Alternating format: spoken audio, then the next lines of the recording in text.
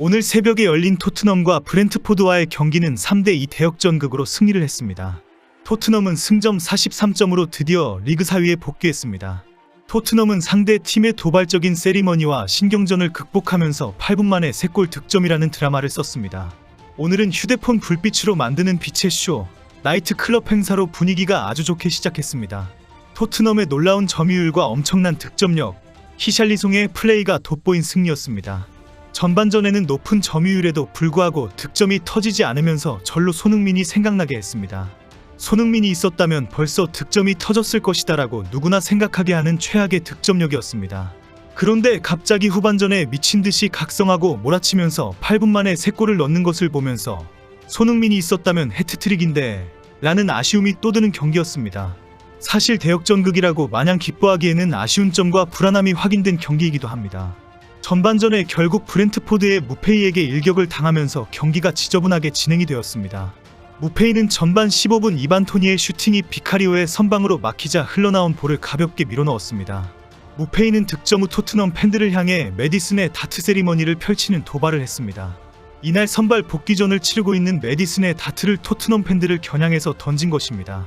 무페이는 오늘 경기 내내 토트넘 선수들을 자극하는 더티 플레이로 일관했습니다. 코너킥 수비 상황에선 일부러 공을 주지 않았고 전반 막바지에 대한 쿨루셉스키와 충돌한 뒤 신경전을 벌이기도 했습니다. 전반전 내내 밀어붙이고도 일격을 당해서 답답해하는 토트넘 선수들을 계속 건드리는 시비를 걸어왔습니다. 무페이는 프리미어리그에서 경기력보다 도발과 시비와 황당 퍼포먼스로 많이 유명한 선수입니다.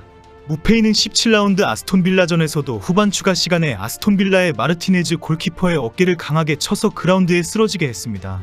그리고는 바로 1분 후에 아스톤빌라 페널티 박스 안에서 다이빙을 하면서 페널티킥이라고 주장했습니다. 일어나지도 않고 드러누워있는 모습에 화가 난 마르티네스 골키퍼가 멱살을 잡고 일어나게 하려고 하면서 큰 충돌이 발생했습니다. 충돌이 발생했고 주심이 페널티킥을 결국 불지 않는다는 것을 확인한 무페이는 아무 일도 없었다는 듯이 털고 일어났습니다.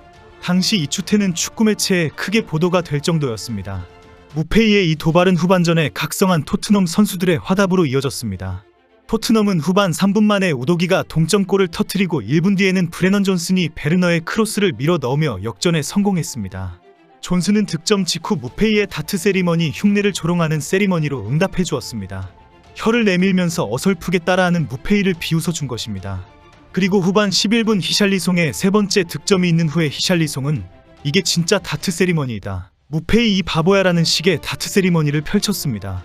경기 내내 무페이의 도발과 신경전에 화가 났던 토트넘 팬들이 크게 환호하면서 기세를 올렸습니다. 브렌트포드는 후반 22분 우도기의 백패스 실수로 만에 득점을 올렸지만 결국 대역전극으로 고개를 숙였습니다. 경기 후 토트넘의 공식 SNS는 승리 소식과 함께 무페이의 사진을 앞에 게시하고 짧은 이야기였다라고 한 방을 먹였습니다. 도발하면서 까부는 것도 아주 잠시 놀고 있었다라고 조롱한 것입니다. 다트 세리머니의 진짜 주인인 메디슨은 무페이가 세리머니를 만들 만큼 득점을 하지 못하니까 내 것을 따라 한 것 같다라고 말했고 이에 무페이도 나는 너보다 더 많은 득점을 넣었다라고 바로 대꾸했습니다. 경기가 끝난 뒤에 열린 인터뷰에서 기자들은 포스텍 감독에게 무페이 세리머니 이후 선수들이 자극을 받았는지라고 질문했습니다. 포스텍 감독은 허세 부리고 밀치는 행동은 상대하지 않는다. 우리 선수들이나 상대 선수가 그렇게 허세를 부릴 정도로 용감하면 종합격투기 케이지 안에서도 얼마나 용감한지 보고 싶다. 우리는 축구에 집중한다. 오늘 경기는 전반전은 끔찍했고 후반에는 확 좋아졌다라고 평가했습니다. 영국 현지 축구 매체들과 축구 팬들도 모두 전반전을 마치고 포스텍 감독이 라커룸에서 어떤 묘약을 먹였나 갑자기 각성했다라고 지적할 정도였습니다. 후반전이 시작하자마자 우도기는 공격수처럼 밑도 끝도 없이 수비진 사이를 휘젓고 들어왔고 번개같은 슈팅으로 골망을 갈랐습니다. 그리고 1분 후에는 브레넌 존슨이 오른쪽으로 치고 들어오면서 미끄러지듯이 득점을 해버렸습니다. 그리고 5분 후에 히샬리송이 어느새 중앙으로 치고 들어와서 골문 상단으로 폭발시켰습니다. 히샬리송은 비둘기 날개짓을 하며 춤을 추었습니다. 결국 장대한 서사의 대역전극이 막을 내렸습니다. 후반전에 토트넘 선수들이 놀라운 경기력을 보여주면서 전반전 내내 불안해하는 심정으로 지켜보던 토트넘 팬들도 축제 분위기였습니다. 한때 토트넘으로 이적설이 돌았던 이반 토니를 향한 노래도 등장했습니다. 너는 그때 현금화했어야 하는데 라는 가사가 계속 반복되면서 토니를 조롱하는 내용이었습니다. 특히 2골을 어시스트한 베르너는 경기 후 인터뷰에서 기쁨과 감격을 고백했습니다. 전반에 일격을 당해 끌려갔을 때에는 어떻게 내가 나오는 경기마다 패배를 하게 되는 것인가라는 불안도 살짝 들었다고 털어놓았습니다. 그러나 선수들이 각성되어 나온 후반전에 보여준 충격적인 경기력에 소름이 돋았다라고 말했습니다. 그러면서 포스텍 감독이 전화통화에서도 어시스트를 많이 하면 된다고 했다. 그래서 나도 어시스트를 하는 것을 좋아한다고 말했다라고 밝혔습니다. 경기 최우수 선수로 선정된 히샬리송은 벌써 8골이나 넣었을 정도로 최근 득점력이 살아나고 있습니다. 갈수록 활동량이 늘어나면서 어느샌가 골문 앞에서 히샬리송이 툭 튀어나오는 장면이 계속 나오고 있습니다. 손흥민과 베르너의 빠른 움직임까지 따라간다면 앞으로 더 기대가 된다는 칭찬이 나오고 있습니다. 그러나 드라마틱한 놀라운 경기 결과에도 불구하고 토트넘 팬들은 다음 에버턴전에는 편안하게 승리했으면 좋겠다라고 기대하고 있습니다.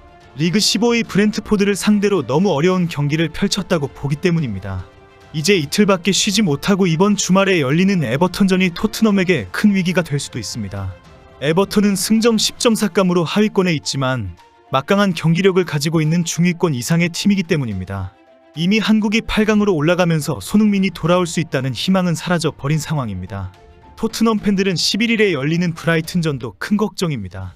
브라이튼은 리그 8위로 지난 12월 29일 2대4로 치욕적인 패배를 한 적이 있습니다. 결코 만만치 않은 팀이기 때문에 집중해야 합니다. 현재 토트넘은 리그 1위 리버풀과 승점 8점 차이이고 2위 맨시티와는 6점 차가 될 상황이고 3위 아스널과는 3점 차이입니다. 손흥민이 없는 기간 동안 에버턴과 브라이튼까지 이기고 3연승을 한다면 앞으로도 승점을 계속 쌓아갈 수가 있습니다. 남은 경기 동안 리버풀과 맨시티까지 꺾어준다면 전승도 기대해볼 만합니다. 4월 20일 맨시티, 27일 아스널, 5월 4일 리버풀전이 연속으로 진행됩니다. 이때가 가장 중요합니다. 손흥민이 합세한 완전체 토트넘에게 큰 기대를 가져봅니다. 포스텍 감독은 경기 후 인터뷰에서 1월 이적 시장에서 더 이상 영입이 될 선수는 없다라고 확인시켜 주었습니다. 결국 손흥민과 사르와 비수마가 복귀하게 되면 후반기 경기에 완벽한 선수 구성이 만들어지게 되었습니다. 베르너가 빠른 발걸음으로 맹활약을 하고 있기 때문에 히샬리송 원톱의 좌우윙어의 베르너와 손흥민이 자리를 잡게 될 것으로 보입니다. 결국 느려터진 쿨루셉스키와 0점 조절이 잘 안되는 브레넌 존슨이 벤치로 가게 될 것이 확실합니다. 토트넘 구단이 그렇게 나가라고 사정해도 안 나가고 버티던 호이비에르도 오늘 열심히 뛰어주었습니다. 이제 데이비스와 로셀소까지 복귀하게 되면 막강한 라인업을 구축하게 될 것입니다. 토트넘은 손흥민이 없는 기간 동안 힘을 내어야 합니다. 손흥민과 한국 대표팀 그리고 토트넘 모두 파이팅입니다.